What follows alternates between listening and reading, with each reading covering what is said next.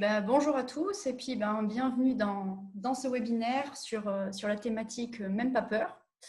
Je vais peut-être me présenter très rapidement pour celles qui ne me connaissent pas. Je m'appelle Célia, je suis française, habitant en Allemagne depuis longtemps. Je suis enseigne Doctolib pour ceux et celles qui connaissent certainement. Et puis, je me suis formée à la méthode Festen, qui est une méthode en fait de libération des blocages et des angoisses. Et donc, ça a beaucoup à voir avec les peurs. Mais bon, aujourd'hui, on ne va pas parler de la méthode Festen. On est là pour parler en fait des peurs dans le contexte du coronavirus.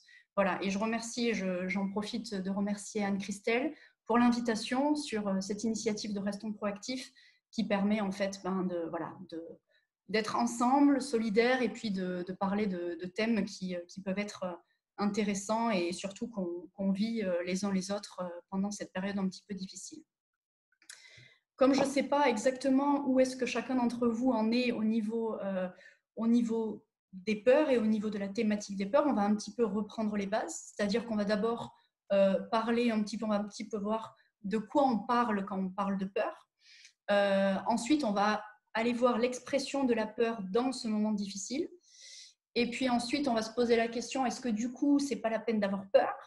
Et enfin, on ira voir comment transformer la peur en levier, parce que c'est surtout ça qui nous intéresse, et surtout pour la vie professionnelle, puisque l'initiative d'Emploi Allemagne, c'est d'accompagner aussi les gens dans le cadre du travail. Voilà. Peut-être que vous arrivez à ce webinaire avec vous-même quelques peurs ou une peur majeure. N'hésitez pas à les écrire dans le chat pour les partager avec nous. Il n'y a pas d'obligation, mais ça peut être aussi intéressant de voir ce qui ressort sur le groupe. Et donc, on va pouvoir commencer. Donc, tu vas pouvoir passer la deuxième slide. Merci beaucoup. Alors, de quoi on parle quand on parle de peur? D'abord, c'est important de parler d'émotion. La peur, c'est une émotion. Et une émotion, c'est quoi? En fait, c'est une réaction à quelque chose. C'est-à-dire qu'il y a toujours un événement déclencheur à l'origine de l'émotion. Et il faut bien voir qu'un même déclencheur peut être suivi de différentes réactions émotionnelles, soit par la même personne à différents moments. Si j'ai mon enfant qui vient me voir toutes les 2 minutes le matin, ou si ça va être le soir, en fin de journée, peut-être que je vais avoir une réaction différente. Et on peut aussi avoir en fait différentes réactions de différentes personnes sur le même déclencheur. Comment, par exemple, est-ce que je vais vivre la situation de confinement actuellement? En tout cas, ce qui cause notre réaction émotionnelle, ça ne se trouve pas à l'extérieur de nous, mais ça se trouve vraiment à l'intérieur de nous. Et en fait, l'émotion, elle va nous transmettre un message qui va nous dire si on se rapproche de nos buts, de nos objectifs, de nos besoins, ou si on s'en éloigne en fait. Ce qu'il faut voir, c'est qu'il y a 4 émotions principales qui nous traversent. La première, c'est la colère. Donc la colère, qu'est-ce qu'elle nous dit? Elle nous dit, il y a un obstacle sur mon chemin qui m'empêche d'aller vers mon objectif. Donc, c'est-à-dire, j'ai besoin que mes valeurs soient respectées. Si par exemple, j'ai une réunion Zoom et qu'il y a un problème technique qui fait que je suis en retard, je vais être peut-être en colère. Et pourquoi? Parce que ça va mettre à mal une de mes valeurs fondamentales qui est la ponctualité, par exemple. Et ensuite, en plus, en moi, ça va créer du cortisol, ça va produire du cortisol qui est l'hormone du stress. On y reviendra un petit peu plus tard. La deuxième grande catégorie d'émotions, c'est la tristesse. La tristesse, elle nous dit quoi? Elle nous dit il va falloir dire au revoir à quelque chose qu'on a, ou quelqu'un qu'on a perdu. Et en fait, ça signe vraiment la fin de quelque chose. Et donc, notre corps nous dit désormais, je suis disponible pour un renouveau. Et par l'intermédiaire de l'émotion de la tristesse, il nous le communique. Ensuite, on a la peur, donc c'est l'émotion qui va nous intéresser aujourd'hui plus particulièrement. Son message à elle, c'est de dire attention, il y a un danger, il faut réagir. Donc, quand il y a un danger auquel on va réagir, en général, il y a soit la fuite, soit l'attaque qu'on peut avoir comme manière de répondre. Mais en fait, ce qu'il faut savoir, c'est que la peur, elle n'est pas synonyme de lâcheté, au contraire, elle est hyper utile pour justement éviter la mise en danger. Et si elle ne jouait pas son rôle de signal d'alarme, c'est là qu'on pourrait voir apparaître en fait des prises de risques un petit peu incontrôlées. Donc, en gros, la peur, elle nous dit, voilà ce qui pourrait arriver si tu ne réagis pas. Donc, autrement dit, bouge tes fesses, si on veut dire ça comme ça. C'est important de voir qu'il n'y a que 8% des peurs qui sont fondées sur une menace concrète ou rationnelle. Tout le reste, en fait, ça va être le fruit ça va être des peurs irrationnelles. Donc, une peur rationnelle, elle prévient d'un danger réel. Ça peut être l'attaque d'un animal, ça peut être un risque d'accident, la proximité du vide.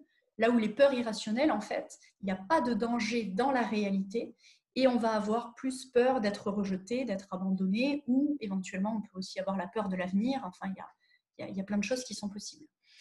Et d'où est-ce qu'elles viennent, en fait, ces peurs irrationnelles? Elles sont généralement la trace d'un événement traumatique passé. Ça peut avoir une cause directe. J'ai été attaquée, par exemple, dans mon enfance par un chien. Donc, du coup, je vais avoir la peur des chiens plus tard étant adulte ou même étant enfant. Ou une cause indirecte qui peut être, par exemple, liée aux parents. C'est-à-dire que ça peut être un mensonge créé pour s'accuser de ce qu'on a subi. Si on m'a toujours dit, par exemple, que j'étais bon à rien, je me suis peut-être créé ce mensonge qu'effectivement, j'étais nulle et que je ne savais rien faire.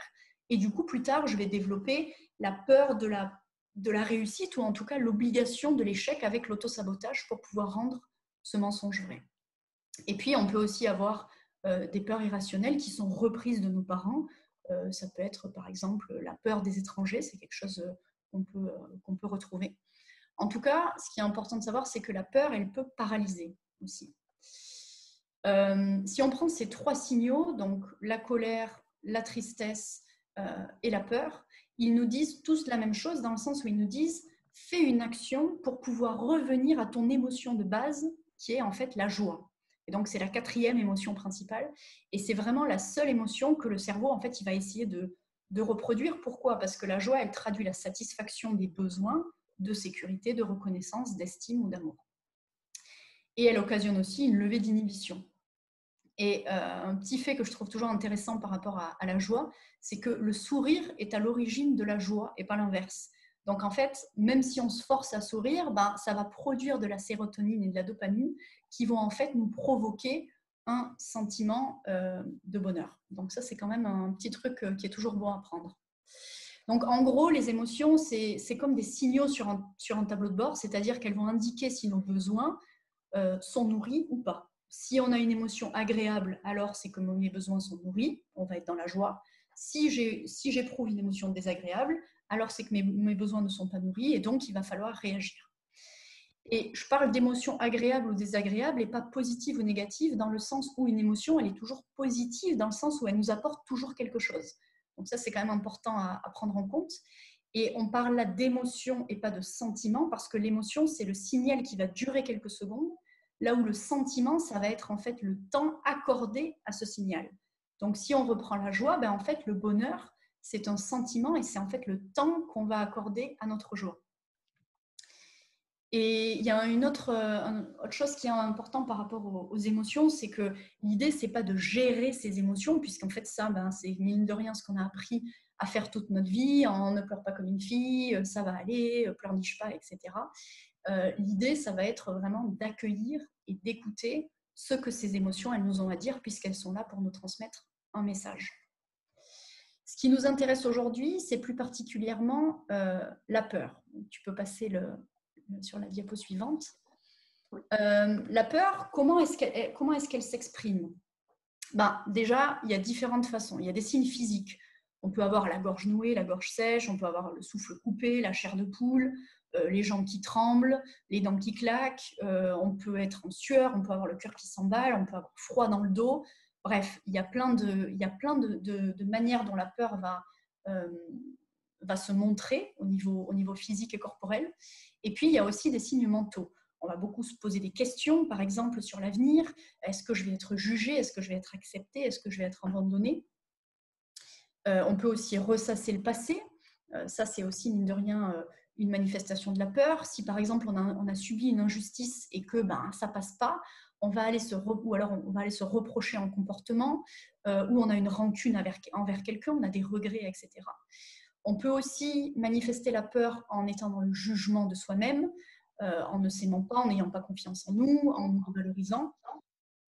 Et puis, je le mentionnais un petit peu tout à l'heure, il y a aussi l'autosabotage qui va faire que je vais me sacrifier, ou alors je vais faire échouer mes relations amoureuses, ou alors j'arrive jamais à terminer par exemple ce que j'entreprends. Ça, mine de rien, c'est des manifestations de la peur.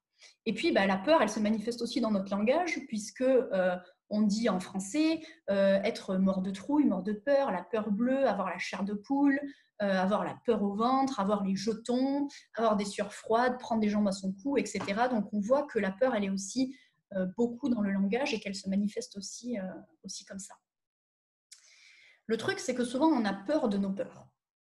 Alors, en général, on veut à tout prix éviter de ressentir la peur et on a plutôt envie de lui tourner le dos.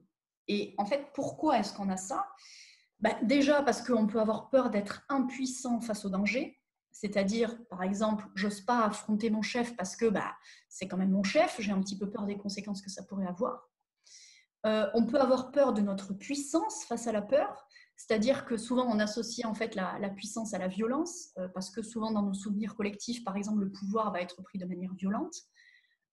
Donc on va souvent refouler en fait la plupart de nos peurs, qui du coup deviennent inconscientes, c'est-à-dire qu'on va un peu les cacher sous le tapis. Et souvent ces peurs-là, elles ressortent finalement de manière symbolique. Par exemple, j'ai la peur des examens parce qu'en fait derrière c'est la peur d'échouer. Ou alors, on peut avoir le déplacement sur des objets, avec les phobies, que ce soit la peur de l'avion, peur de conduire, etc. Ensuite, ce qui est important à prendre en compte, c'est qu'il y a plusieurs éléments, il y a plusieurs choses dans la peur. La peur, elle nous dit, attention, danger, je dois me préparer à fuir ou à attaquer. Puis après, il y a des choses qui dérivent un petit peu de la peur. On peut avoir par exemple l'inquiétude. L'inquiétude, elle nous dit quoi ? C'est en fait, j'ai peur par avance de façon diffuse, sans qu'il y ait forcément un motif avéré ou concret. Ensuite, le step d'après, c'est l'anxiété, c'est-à-dire que cette inquiétude-là, elle va être accrue du fait de l'incertitude. Et ça, c'est quelque chose qu'on va retrouver ensuite dans la situation actuelle. Ensuite, on a des peurs qui vont aussi nous prendre physiquement. Par exemple, l'angoisse, qui d'ailleurs, en fait, est la rencontre de deux forces, c'est-à-dire qu'on a en nous une partie qui veut se libérer de quelque chose, qui veut la liberté, l'autonomie, prendre son essor, et de l'autre côté, on a aussi un besoin et une envie de sécurité. Et donc, en fait, on a ces deux forces-là qui se retrouvent, et au point de rencontre des deux, c'est là qu'il y a l'angoisse. Et ça peut créer un malaise physique. Ensuite, on a aussi l'affolement. L'affolement, il nous dit quoi ? Il nous dit, j'ai peur et je suis totalement submergée parce que cette peur, soit elle est inconnue, soit il y a trop d'éléments à prendre en compte en même temps qui sont à gérer. On peut avoir aussi la panique. Donc là, c'est encore un stade au-dessus parce que je vais être complètement figée, incapable de mobiliser en fait la moindre ressource pour surmonter l'événement. Et puis, on peut avoir aussi la terreur qui, là, en fait, est vraiment de l'ordre de la paralysie et c'est vraiment un danger de mort. Et puis, il y a aussi les peurs récurrentes, la hantise. Donc là, je vais être obsédée par une peur récurrente. Ou alors, comme je disais tout à l'heure, la phobie, c'est-à-dire que je vais être submergée par une peur disproportionnée et totalement irrationnelle. Donc, c'est le déplacement d'une peur sur un objet. Et en fait, c'est à ces différenciations-là qu'on voit la différence entre l'émotion de la peur et les processus mentaux. Parce que s'il n'y a aucun déclencheur qui est identifié, mais qu'on a quand même un ressenti qui est présent, alors du coup, on n'est pas dans le registre de l'émotion, mais on est dans le registre du processus mental finalement. Là où la première, l'émotion, elle va nous protéger contre des atteintes à notre intégrité, enfin pardon, pas l'émotion, mais la peur, elle va nous protéger contre des atteintes à notre intégrité physique et mentale, la seconde, elle va en fait se contenter de miner notre humeur ou notre morale et aussi de diminuer notre qualité de vie en affaiblissant notre système immunitaire et en plus en produisant du cortisol qui est l'hormone du stress. Du coup, qu'est-ce qu'on peut faire pour essayer de diminuer ces peurs et ces processus mentaux ? Alors, il y a des choses très simples qu'on peut faire pour redescendre un petit peu. On peut faire du yoga, on peut faire de la méditation, on peut lire au soleil. Là, je ne vais pas rentrer dans les détails de ce genre de choses parce que déjà, c'est des choses qui sont beaucoup vues en ce moment. Et puis, je pense que chacun peut aussi voir un petit peu qu'est-ce qui lui fait du bien. Mais moi, j'aimerais vous parler de deux choses, de quelque chose de très concret. La première, en fait, c'est quelque chose dont on parle un petit peu moins, mais que je trouve hyper efficace et que moi, je conseille souvent aux gens que j'accompagne, c'est de faire un exercice de cohérence cardiaque. Donc concrètement, qu'est-ce que ça veut dire? On n'a besoin de rien pour le faire. Ça prend 5 minutes, vraiment 5 minutes montre en main, vous allez voir pourquoi. En fait, l'idée, ça va être de respirer d'inspirer sur 5 temps et d'expirer sur 5 temps. Donc ça veut dire qu'en 10 secondes, on va inspirer et expirer, et donc sur 1 minute, on va avoir en fait 6 respirations. Et en faisant ça sur un espace de 5 minutes, donc c'est un petit peu long, mais ça vaut le coup quand même, ça permet déjà de beaucoup redescendre, d'aérer un petit peu le cerveau, et surtout, ça permet de redescendre vraiment l'hormone le cortisol, qui est l'hormone du stress. Donc, c'est quand même quelque chose qui est important pour redescendre.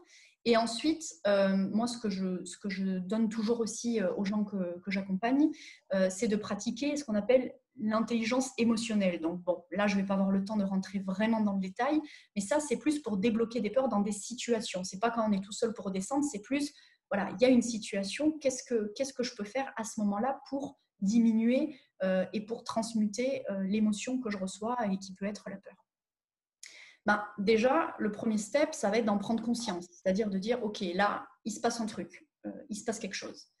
Le deuxième step, ça va être de nommer, parce que quand on reste dans le flou, ça nourrit encore plus les peurs, c'est-à-dire qu'est-ce que je ressens exactement, quelle est l'émotion qui me traverse. Le troisième step, ça va être d'accepter. Alors, je sais que c'est facile à dire, mais parfois c'est un peu plus difficile à faire. C'est de dire, de stopper la lutte en fait et de pas dire non, je veux pas être en colère, non, je veux pas ceci, cela, mais d'accueillir en fait sans jugement ni volonté de contrôle. Et de dire en fait, je ressens ça, c'est ok.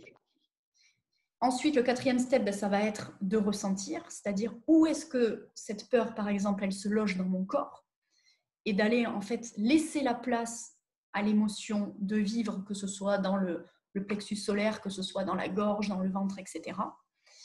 Et puis, le dernier step, ça va être de décoder, c'est-à-dire en fonction de l'émotion que je ressens, de regarder en fait quel message est-ce qu'elle vient me donner.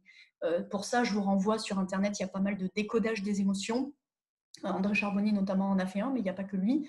Et ça peut bien aider pour dire, OK, je sais quelle est l'émotion, mais qu'est-ce qu'elle me dit en fait. Voilà, donc ça c'était un petit peu pour les basiques de la théorie. Maintenant, on va voir dans un deuxième temps, du coup tu peux passer la slide, la peur dans le contexte actuel. Il y a un sondage de l'IFOP qui est sorti là, il y a quelques jours, qui disait plusieurs choses. Qui disait il y a 87% des Français qui ont peur de voir l'économie française s'effondrer.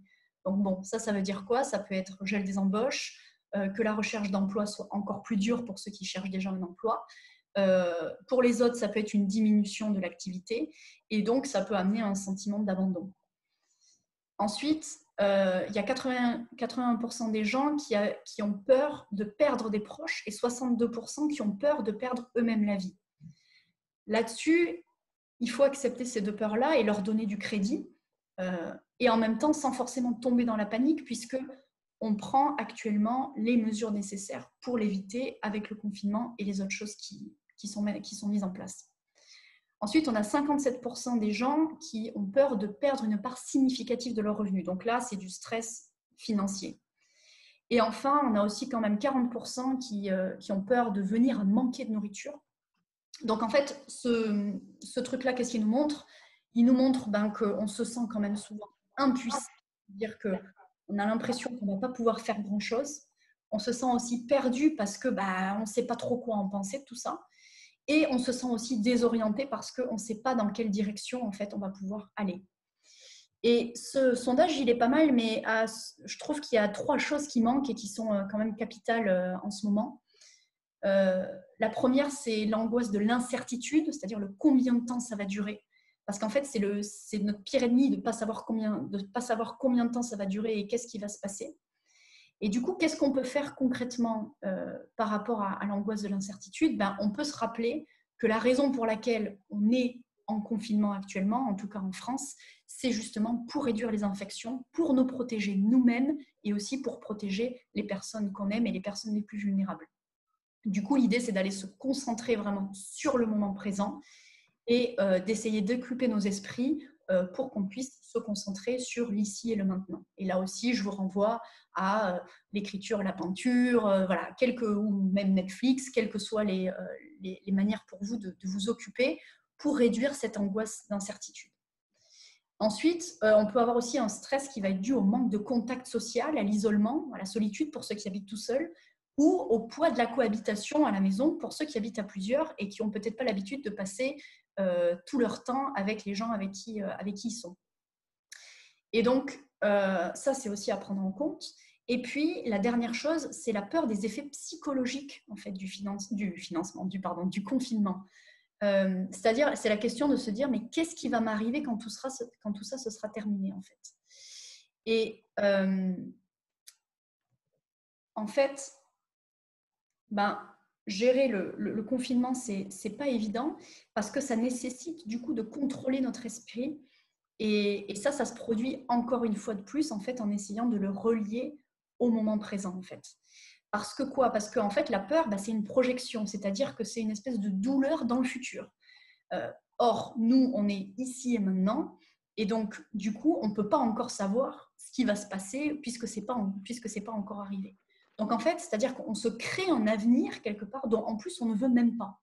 Donc, l'idée, c'est d'interrompre un peu cette spirale de pensée et essayer, en fait, d'arrêter de penser vraiment tout le temps à l'avenir et de se ramener sur le moment présent. Donc, vous allez me dire, bon, ok, super, mais déjà, c'est pas de notre faute, ça nous est tombé dessus, on n'a rien demandé. Et puis, en plus, c'est pas facile. Voilà, encore une fois, c'est facile à dire, mais comment est-ce que je peux m'y prendre ? Donc, oui, effectivement, ça nous tombe dessus. Et en plus, on a la peur qui agit un peu comme un filtre. C'est-à-dire qu'on va avoir tendance à tout voir à partir de ce prisme-là, sa vie, son boulot, ses occupations, son futur. Et ce filtre, en fait, il va transformer, il va altérer la réalité. Du coup, on va être un peu tiraillé parce qu'on va avoir un besoin, un désir de savoir, de comprendre, de maîtriser la situation, alors qu'en fait, on cherche à se rassurer et à comprendre, mais alors qu'on ne peut pas maîtriser puisque c'est des choses qui sont en train de se passer. Du coup, qu'est-ce qu'on peut faire concrètement ?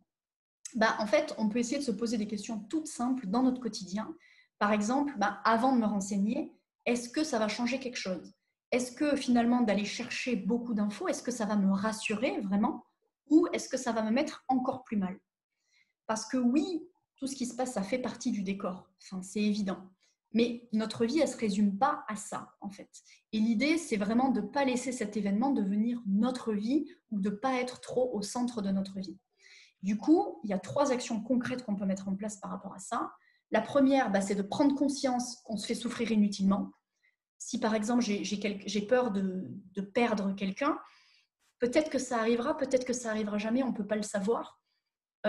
Mais si jamais ça devait arriver, on se sera infligé une double peine en fait. Parce qu'on aura la douleur, bien évidemment, de la perte de quelqu'un, mais on aura aussi toute l'attente quelque part et l'anticipation de la douleur. Et puis ensuite, il y a un truc aussi, c'est que souvent, inconsciemment, on a la croyance qu'on ne peut pas être heureux, on ne peut pas être bien dans un monde qui ne va pas bien. Alors qu'en fait, c'est tout l'inverse dont justement le monde et les gens autour de nous ont besoin. Ils ont besoin qu'on soit bien, qu'on ait des good vibes, etc. Parce que de souffrir avec le monde, ça ne va rien changer. Alors que si on est debout, si on montre aux gens que on peut aussi être bien, ça peut avoir tendance à donner de la bonne énergie, et ça c'est déjà hyper important dans une situation comme ça, mais aussi à donner de l'espoir et un petit peu de légèreté, surtout dans une ambiance qui est quand même très lourde et très pesante, surtout en France avec le confinement. Donc en fait, l'idée c'est d'aller garder son énergie au lieu en fait d'avoir peur pour des choses qu'on ne peut pas contrôler et qu'en plus on ne peut pas changer. Et ça c'est le 3e point. Donc la première, c'est de prendre conscience qu'on souffre inutilement. La deuxième, c'est de se débarrasser de cette croyance qu'on ne peut pas être bien dans un monde qui ne va pas bien. Et la troisième, et c'est la plus importante, c'est de distinguer qu'est-ce que je peux contrôler et qu'est-ce que je ne contrôle pas. Ce que décide Emmanuel Macron, l'assortiment de masques, les gens qui vont acheter du papier toilette à n'en plus finir, on ne maîtrise pas. Par contre, nos envies, notre santé mentale, ça oui, on peut le contrôler. Donc la question c'est comment est-ce que je peux agir là tout de suite? Est-ce que je peux agir là tout de suite sur tel truc?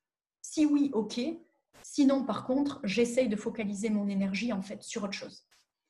Parce que, encore une fois, en fait, la peur et le stress qui est lié et qu'on vit, il n'est pas déterminé en fait par les événements qui nous arrivent, mais par notre réaction à ces événements. Et encore une fois, le stress, c'est lui qui va nous rendre vulnérables et qui en plus va affaiblir notre système immunitaire. Donc, essayons de nous concentrer vraiment sur ce qu'on peut voir, ce qu'on peut changer, ce qu'on peut influencer, et à mettre une distance entre les événements et notre réaction aux événements.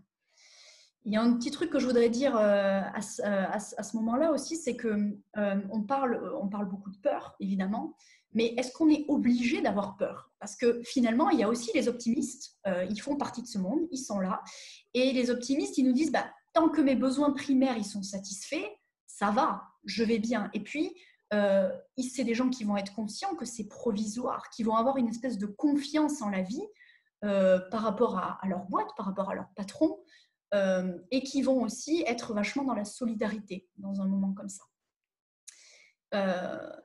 Et ces optimistes-là, qui sont moins dans la peur, ils vont peut-être utiliser ce moment-là comme une opportunité, on y reviendra, pour se recentrer sur leurs valeurs et pour éventuellement penser à changer de job ou en tout cas à se poser des questions par rapport à ça. Donc, il y a des gens qui peuvent avoir peur, il y en a qui n'ont pas peur. Et puis, il y a aussi une troisième catégorie de gens, c'est les gens qui sont un peu à contre-courant en ce moment. Évidemment, le personnel soignant qui est sur le front, ça c'est évident, mais aussi toutes les professions qui continuent à bosser dans l'ombre, que ce soit les livreurs, les caissiers, les personnes qui s'occupent du ménage, mais aussi les professions qui sont reliées de près ou de loin à la crise. Je pense aux boîtes qui gravitent autour, comme par exemple Doctolib, là, qui a permis en Allemagne d'ouvrir la téléconsultation. Et c'est quelque chose de génial, mais aussi à tous les gens qui sont dans les métiers de l'aide, que ce soit les psys, les coachs, qui sont en ce moment très demandés. Et en fait, toute cette troisième catégorie de gens, ils n'ont pas le temps, entre guillemets, en ce moment d'avoir peur parce qu'ils sont pris dans le tourbillon de l'urgence et ils sont un petit peu la tête dans le guidon. Mais ces gens-là, ils risquent par contre, en revanche, de connaître un petit peu ça à retardement. Donc c'est pour ça que c'est important pour eux aussi de se familiariser avec cette thématique-là. Et pourquoi est-ce que je dis qu'ils vont peut-être y être confrontés à retardement? Parce qu'en fait, la crise sanitaire actuelle qu'on vit, c'est un petit peu comme un deuil, ou en tout cas, elle partage avec le deuil différentes étapes. Qu'est-ce que je veux dire par là? C'est-à-dire qu'il y a plusieurs étapes qui la constituent et qui vont faire que chacun va le vivre différemment, avec sa personnalité, avec ses peurs, mais aussi tout simplement à son rythme, selon son métier, selon sa situation personnelle et professionnelle. Et il va y avoir des choses qui vont se retrouver dans ces étapes-là, qui se retrouvent aussi dans le deuil. Si tu veux bien passer à la truc d'après. Non, je pense que c'est celle d'après encore. Ouais, super. Qu'est-ce qu'il y a comme différentes étapes dans cette crise? La première, c'est le choc. C'est le moment où on va avoir du mal à croire ce qui nous arrive. Ça a l'air sérieux, mais en même temps, on ne comprend pas trop bien ce qui se passe et on est un peu comme sonné. Ensuite, la deuxième étape, c'est le déni. C'est-à-dire, non, mais ça ne va pas arriver chez nous, c'est loin, ça ne me concerne pas, parce que moi, dans mon premier cercle, personne n'y touchait.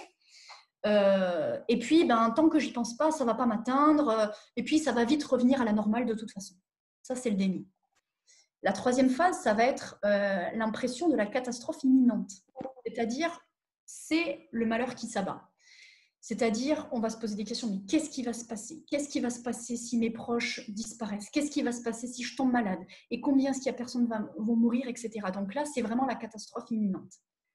Ensuite, le quatrième point, c'est ce qu'on peut appeler la dépression. Là, on y est, c'est-à-dire on est vraiment dans la crise et on va se dire des choses comme je vais plus jamais sortir de chez moi, de mon lit, c'est la fin du monde, c'est le début de l'effondrement. Et même si on n'a pas forcément ce vocabulaire-là qui est un petit peu fort, on peut se dire rien ne sera plus jamais comme avant. Et donc, ça va vraiment nous entraîner dans une sorte de dépression. Ensuite vient le moment de la colère. C'est-à-dire, mais c'est un peu l'idée de dire, mais est-ce qu'on fait les choses bien? Est-ce qu'on nous ment? Est-ce qu'on ne pourrait pas arrêter de parler de ça 2 minutes? Parce que finalement, que ce soit les JT ou même nous-mêmes dans notre propre vie, dans les conversations qu'on peut avoir avec nos proches, ben, c'est un sujet dont on parle en permanence. Et en fait, c'est une phase, la colère, où on va se disperser finalement en s'énervant. Ensuite, la 6e étape, ça va être l'espoir. C'est-à-dire l'idée de se dire, ben, c'est dur, mais collectivement, on va y arriver, on va surmonter tout ça. Aussi parce qu'on sait qu'on a surmonté d'autres épreuves, que ce soit, par exemple, les attentats en France. C'est-à-dire qu'on sait que c'est dur, mais on y croit et on sait qu'à un moment donné, ça va aller mieux. Et puis ensuite, la 7e étape, c'est l'acceptation. C'est-à-dire, j'accepte que des émotions diverses me traversent et en même temps, je ne vais pas les laisser m'empêcher de continuer de vivre et de profiter pour les petits plaisirs de la vie auxquels j'ai encore droit. Lire, prendre du temps pour moi, prendre du temps au téléphone, par Skype, Zoom et compagnie avec les autres. Et quand on est dans cette phase d'acceptation, ben, voilà, on est dans ce truc de dire ben, l'humanité, elle est résiliente et donc elle s'en sortira plus forte grâce à cette épreuve. Et c'est dans cette phase-là qu'on va pouvoir vraiment aussi, déjà un petit peu dans l'espoir, mais se recentrer sur soi et sur ses projets en fait. Et alors là, il y a pas mal de gens qui sont présents au webinaire. Peut-être que certains d'entre vous sont déjà à l'étape numéro 7. Peut-être qu'il y en a encore certains qui sont à l'étape numéro 3. Et ce n'est pas grave, il n'y a pas de souci, parce que comme je vous disais, c'est un processus. Et c'est un processus, donc ça veut dire que ça ne sert à rien non plus de brûler les étapes et de vouloir à tout prix suivre le mouvement de masse, parce qu'en fait, on a besoin de passer par ces différentes étapes. Et encore une fois, à son rythme, en fonction de sa situation personnelle et professionnelle, il va y avoir des décalages dans ce processus-là en fonction des gens, et c'est OK. Il n'y a aucun problème par rapport à ça. Tu peux peut-être passer à la slide suivante. Du coup, ça fait se poser la question, bon, bah, du coup, alors, est-ce qu'on a peur, on n'a pas peur, est-ce qu'il faut avoir peur ou pas? En fait, la peur, comme vous l'avez compris, elle fait partie du processus, en fait. Et puis, il y a quelque chose que je voulais partager avec vous, c'est que dans chaque crise, on retrouve 3 éléments. Le premier, c'est un danger qui me menace ou qui menace les autres, mais en tout cas, il y a un danger. La deuxième chose, c'est qu'une crise, c'est toujours une occasion d'insuffler un changement. C'est-à-dire, je dois me mettre en mouvement et faire quelque chose. Pour certains, encore une fois, ça va être très rapide, pour d'autres, ça va prendre un petit peu plus de temps. Et le troisième élément, c'est la décision d'agir. Donc, en fait, chaque crise a un danger, est une occasion d'insuffler le changement et en même temps demande une décision. Donc, l'idée, c'est de réussir à voir, en fait, dans chaque danger, l'opportunité du changement et d'y aller. Donc, comment est-ce qu'on passe du danger à l'occasion, à la décision? Pour passer du danger au fait de comprendre que c'est l'occasion du changement, c'est la prise de conscience. Ça, c'est OK. Par contre, comment est-ce qu'on passe de « je dois me mettre en mouvement et faire quelque chose » à « je décide d'agir ». C'est là, en fait, que c'est un petit peu plus compliqué.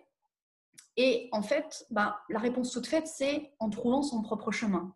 Donc, forcément, là aussi, vous allez me dire, oui, mais bon, c'est facile à dire, mais qu'est-ce qui peut m'aider ou en tout cas, à quoi est-ce que je peux me raccrocher? Et il y a 2 choses que je trouve intéressantes auxquelles on peut se raccrocher. La première, c'est de dédramatiser et d'accueillir. Qu'est-ce que je veux dire par là? On est paumé. On est paumé, c'est clair et net. Mais être paumé, c'est pas forcément négatif en fait. Parce que être paumé, c'est un ingrédient qui va permettre d'amener quelque chose et c'est pas forcément un accident. Donc, en fait, le fait d'être paumé, ça va nous permettre un peu de démanteler tout ce qu'on a connu, mais pour pouvoir aussi rebondir sur autre chose. Et j'aime bien dire aux gens que j'accompagne, il n'y a pas de rebond sans fond. Et c'est ça, c'est-à-dire que oui, on est paumé, mais c'est OK. Et c'est justement parce qu'on est paumé qu'on va avoir cette opportunité-là de regarder un petit peu ce qu'on avait jusqu'à présent. Et c'est parce qu'on est paumé qu'on va pouvoir rebondir. Et la deuxième chose à laquelle on peut se raccrocher aussi, c'est de voir les opportunités, en fait, justement, de changement que nous propose la crise. Voir ces opportunités-là, ça ne veut pas dire nier les difficultés, en fait. Ça veut dire regarder les difficultés en face, mais en reprenant son pouvoir et en regardant, en fait, qu'est-ce qu'on peut faire pour soi et pour les autres à son échelle sur ce qu'on va pouvoir nous-mêmes en fait influencer et changer. Du coup, ça nous amène à notre dernier point qui est, ok, comment maintenant que j'ai tout ça en tête et que je me suis raccrochée aussi à 2-3 choses, qu'est-ce que je fais concrètement? Comment est-ce que je peux transformer la peur en levier et surtout au niveau professionnel, puisque c'est ça qui nous intéresse dans le cadre d'Emploi Allemagne, ben, on est tous différents. Du coup, je vais vous donner plusieurs outils qui peuvent être intéressants. Peut-être qu'il y en a certains qui vous parleront plus que d'autres. Déjà, le plus simple et le plus abstrait, se mettre en mouvement. C'est-à-dire que si vous avez une activité en ce moment, là je parle surtout aux gens qui sont en indépendant, si vous avez une activité qui prend sérieusement un coup, c'est le moment pour vous de chercher des solutions concrètes et pour en fait aller faire un pas de plus vers ce qui nous semble important en termes de sens et en termes de valeur. Parce que les gens qui réussissent, c'est finalement en fait ceux qui passent à l'action et qui apprennent de leurs expériences pour pouvoir en fait pivoter et aller au final dans le bon sens, quels que soient les éléments qui se passent autour. Et en plus, contrairement aux précédentes générations et aux différentes crises qu'il y a pu y avoir il y a encore quelques années, on a la chance en fait que le web nous offre des milliers d'opportunités en termes de recherche d'emploi, en termes de prise de contact, en termes de formation, en termes de webinaires gratuits pour s'intéresser et pour se former aussi sur plein de sujets. Et donc, s'il y a bien un instant où on peut prendre du temps pour son évolution, c'est vraiment maintenant. Donc, la mise en mouvement. Et donc, la mise en mouvement, comment est-ce qu'elle se concrétise? Le truc, c'est que, comme je vous le disais, on a un peu peur d'avoir peur. Mais en fait, c'est aussi qu'on n'est pas assez curieux ou qu'on n'est pas assez courageux. Parce que, en fait, quand je suis devant une peur irrationnelle, qu'est-ce que j'ai comme choix? Affronter, immobilisme ou fuite. Si je suis dans l'immobilisme ou la fuite, du coup, je reste dans mon blocage et dans mes frustrations. Et du coup, je vais tomber dans la plainte, soit d'un manque de chance ou un manque de réussite, alors qu'en fait, on connaît finalement juste l'amertume de ne pas avoir essayé. Alors que si on prend le risque d'affronter la peur, on va connaître un moment d'inconfort, ça c'est évident. Mais ça veut aussi dire qu'on choisit finalement la voie de la découverte. Et il y a quelqu'un qui dit quelque chose, il y a Kevin Finel qui dit quelque chose que je trouve très intéressant. Il dit après la zone de confort, c'est pas la zone d'inconfort, c'est la zone d'apprentissage. Et il met bien en avant le fait que c'est une zone où on est stimulé, où on va créer. Et oui, on va avoir un léger stress, mais ce stress, il va être suffisamment petit pour augmenter notre niveau d'attention et de réactivité. Et en fait, c'est souvent cette zone d'apprentissage qui est une zone de performance parce qu'on analyse mieux ce qui nous arrive. Et comme on est en dehors de notre zone de confort, on est quand même un petit peu plus alerte sur ce qui se passe. Donc concrètement, comment passer de la zone de confort à la zone d'apprentissage?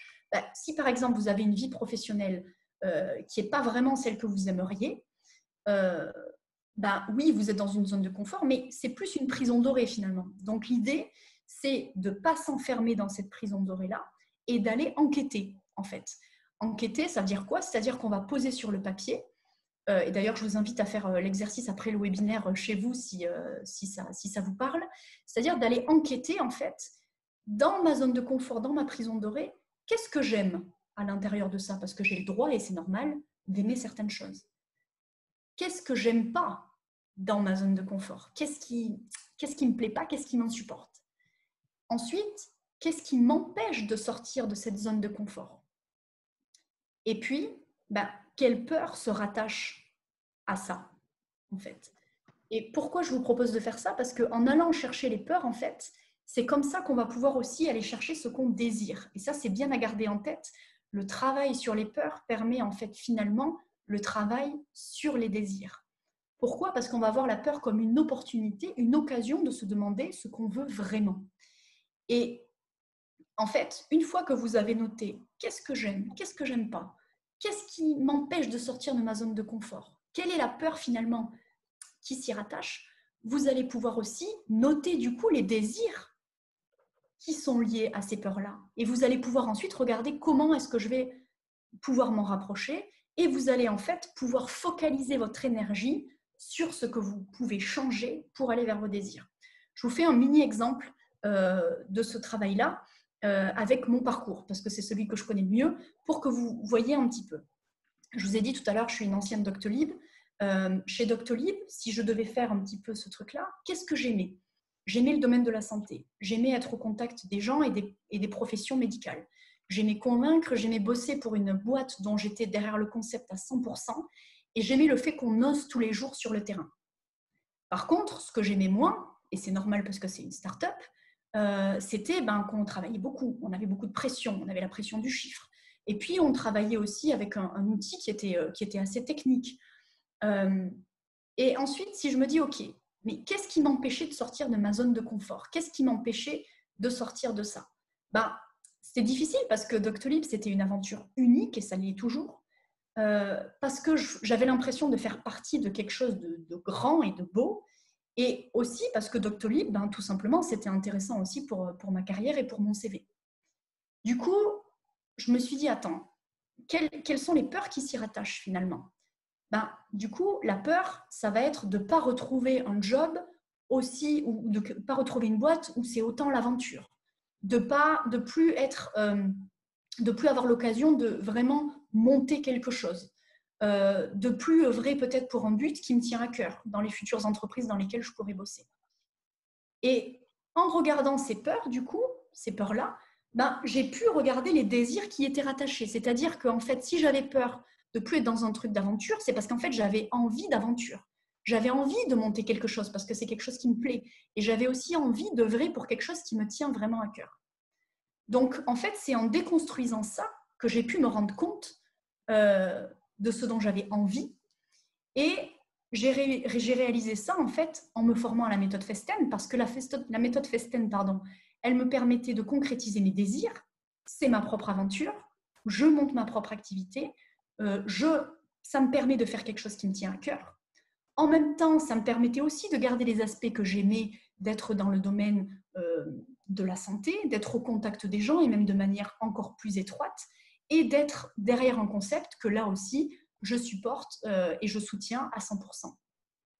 Et en plus, ça me permettait de continuer à oser, parce que monter son activité, c'est aussi prendre des risques et essayer de nouvelles choses tous les jours. Et en même temps, ça me permettait quand même de me débarrasser de ce que je n'aimais pas, parce que ça me permettait d'évacuer la pression, les chiffres, et de pouvoir avancer à mon rythme. Donc du coup, à partir du moment où j'ai compris ça, je me suis mis en route vers l'audace, si on peut dire. Donc l'audace, c'est quoi? Je tiens quand même à préciser, l'audace, c'est pas la même chose que le courage. Parce que le courage, il se présente à nous, en fait, à un moment donné dans une situation, et il va falloir faire preuve de courage.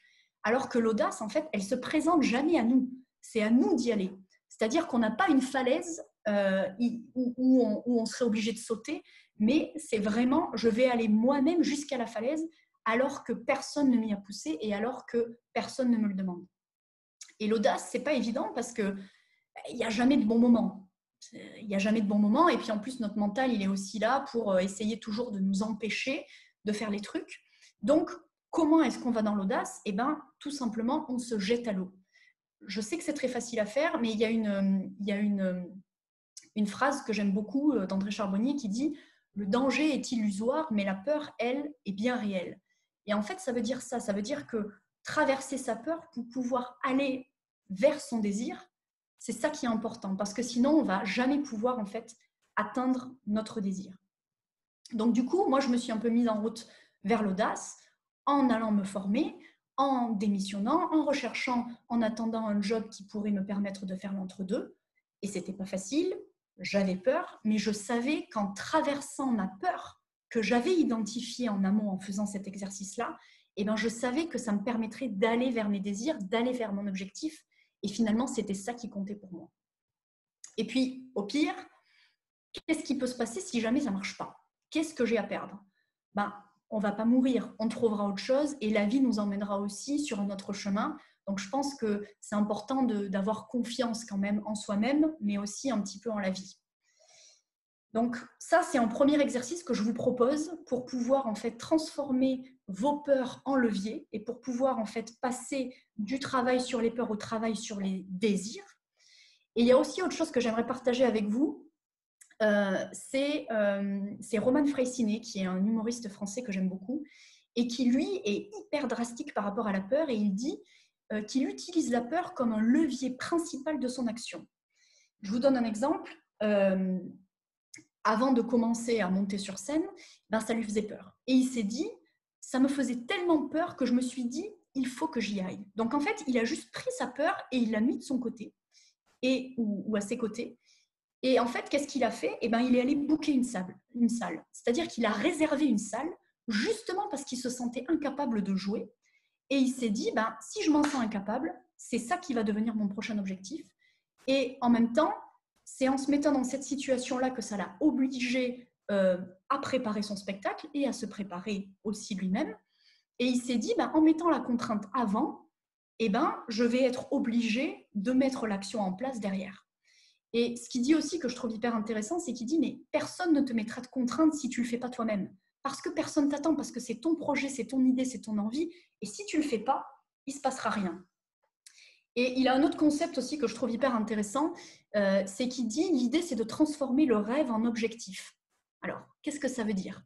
Ça veut dire que, tout simplement, c'est difficile d'avancer quand on ne sait pas exactement où est-ce qu'on veut aller. Et quand on a un rêve, c'est souvent abstrait. Alors que quand on le transforme en objectif, eh ben, directement, c'est plus concret et on voit les différentes étapes par lesquelles il va falloir passer pour y arriver. Lui, il s'est dit, OK, je veux être humoriste. Mais pour ça, il faut que je monte sur scène. Il a booké sa salle. OK, pour ça, il faut que j'écrive mon spectacle. Il a pris sa plume. Bon, par contre, il faut aussi que je fasse en sorte que les gens viennent. Donc, il a mis en place des éléments de communication, etc. Donc, en fait, c'est vraiment l'idée de décomposer pour pouvoir dématérialiser et rendre, en fait, le rêve à la base réel parce qu'on l'a mis en objectif et parce qu'on en a déduit différents objectifs. Donc ça, c'est quelque chose que je trouve assez puissant chez lui et qui permet là aussi d'utiliser la peur pour l'utiliser comme un levier d'action.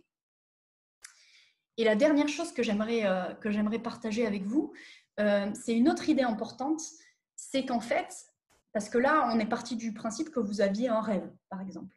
Donc, peut-être que ce n'est pas le cas, ou peut-être que vous vous posez des questions, vous ne savez pas trop justement quoi faire. Si vous ne savez pas trop quoi faire, à ce moment-là, partez de ce qui vous semble facile. Pourquoi? Parce qu'en fait, c'est là que réside votre talent et c'est justement pour cette raison-là que ça vous paraît simple et faisable. C'est-à-dire qu'en partant de ce qui vous paraît simple, vous allez améliorer ça plutôt en fait que de le mettre de côté sous prétexte que ça a l'air un peu banal et ordinaire. Parce que souvent, on a tendance à se compliquer la chose, à laisser de côté ce qui nous paraît simple et ce qu'on aime bien faire en disant non mais je vais plutôt aller vers un truc que je ne connais pas, etc., etc. Mais ça, en fait, c'est vraiment se compliquer la tâche finalement et chercher encore une fois ce qui nous manque. Alors que nous, notre cerveau, ce dont il a besoin, c'est de voir que quelque chose est réalisable et pas de voir en quoi quelque chose va être difficile. Donc, l'idée, c'est de commencer par ce qui vous paraît simple et ensuite de ne pas se mettre de limites. Pas se mettre de limites, bon, bien évidemment, comme je dis toujours, l'idéal, il ne peut pas être atteint, mais il demeure un guide, premièrement. Et deuxièmement, ne pas se mettre de limites, c'est aussi y aller, quitte à ce que les choses ne soient pas parfaites. Parce que c'est justement dans l'imperfection qu'on va pouvoir mettre le doigt à chaque fois sur ce qui peut être encore amélioré ou pas. Et c'est un peu l'idée de ce qui est fait est mieux que parfait. Donc, concrètement, si vous vous posez la question, en fait, voilà, qu'est-ce que je peux faire, qu'est-ce qui est simple? En ce moment, vous avez du temps avec le confinement, ou en tout cas, la plupart d'entre nous ont du temps. Du coup, qu'est-ce que vous faites de vos journées? Qu'est-ce que vous faites avec plaisir? Qu'est-ce que vous faites avec facilité? Souvent, on pose la question du qu'est-ce que vous feriez si vous n'aviez pas besoin d'argent? Mais là, en fait, vous êtes dans une période, alors ça ne concerne pas tout le monde, mais ça concerne quand même beaucoup de gens, soit qui travaillent à distance, soit qui sont en chômage partiel et qui donc, en fait, ont toujours leurs besoins primaires qui sont assouvis, qui n'ont pas un besoin d'argent réel tout de suite, hormis les entrepreneurs, évidemment, et les gens qui bossent sur le front. Mais du coup, c'est le moment parfait pour vous poser la question, qu'est-ce que vous faites dans ce moment que vous avez pour vous et qu'est-ce que vous avez plaisir à faire en fait? Et observez ça dans votre quotidien et partez là-dessus parce que en fait, certainement que vous allez pouvoir développer des idées et des choses qui vous plaisent et que vous désirez à partir de ça en fait. Voilà, donc c'est les trois choses que je voulais vous partager dans cette dernière partie pour vraiment transformer la peur en levier. Le premier, c'est l'exercice d'enquêteur, en fait, pour sortir de la zone de confort et aller dans la zone d'apprentissage avec qu'est-ce que j'aime dans ma zone de confort, qu'est-ce que j'aime pas, qu'est-ce qui m'empêche de sortir de cette zone-là, quelles peurs y sont rattachées, et du coup, quels désirs sont rattachés à ces peurs-là, en fait. La deuxième chose, ça va être, comme Roman Freistinet, d'utiliser la peur comme son levier principal en disant « j'ai peur de ça, donc justement, je vais y aller parce que je sais ce que je veux faire. Et donc, je vais me poser des contraintes, c'est-à-dire que mon rêve, il va devenir un objectif et je vais faire ça, ça, ça, ça, ça. » Et la dernière idée, c'est si vous ne savez pas exactement ce que vous voulez faire, regardez ce que vous faites en ce moment, regardez ce qui vous paraît simple, ce qui vous fait plaisir et partez de là. Et à partir de ce moment-là, vous ne mettez pas de limite et allez-y. De toute façon, on ne peut jamais aller à l'idéal. Et en plus, les imperfections, elles sont là aussi pour vous montrer justement quels sont les next steps, qu'est-ce que vous pouvez encore améliorer. Voilà, on arrive à la fin de ce webinaire. Je vous remercie grandement.